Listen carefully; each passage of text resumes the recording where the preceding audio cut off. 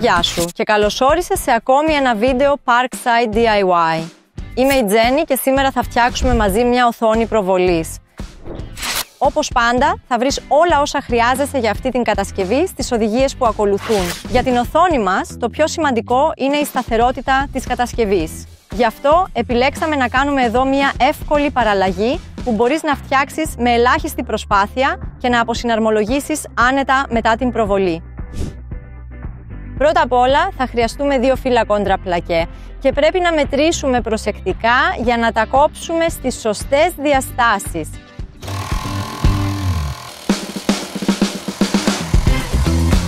Αυτά είναι τα 2 κύρια κόντρα πλακέ. Σε αυτά θα στερεώσουμε διαγώνια τα δοκάρια, δηλαδή τα πόδια της κατασκευής. Πρέπει να σημειώσουμε προσεκτικά σε ποιο σημείο πάνω στο δοκάρι θα τοποθετηθεί το κόντρα πλακέ.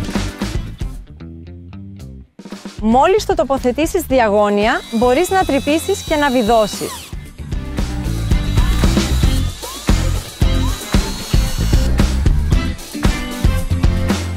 Ως εδώ ήταν με το εργαστήριο. Για τα επόμενα βήματα πάμε στον κήπο. Είμαστε στο σημείο που θα προβληθεί η ταινία ή η σειρά.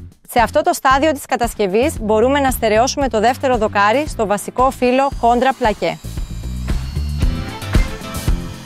Τα πλαϊνά μέρη θα τα βιδώσουμε στο οριζόντιο δοκάρι και γι' αυτό θα χρειαστεί να τρυπήσουμε εδώ.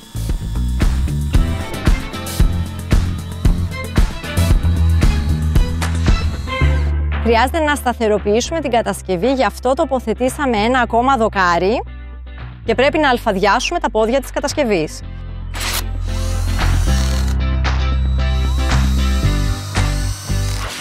Επιτέλους φτάσαμε στην οθόνη μας και γι' αυτό θα χρειαστούμε το ασύρματο καρφωτικό Parkside 20V.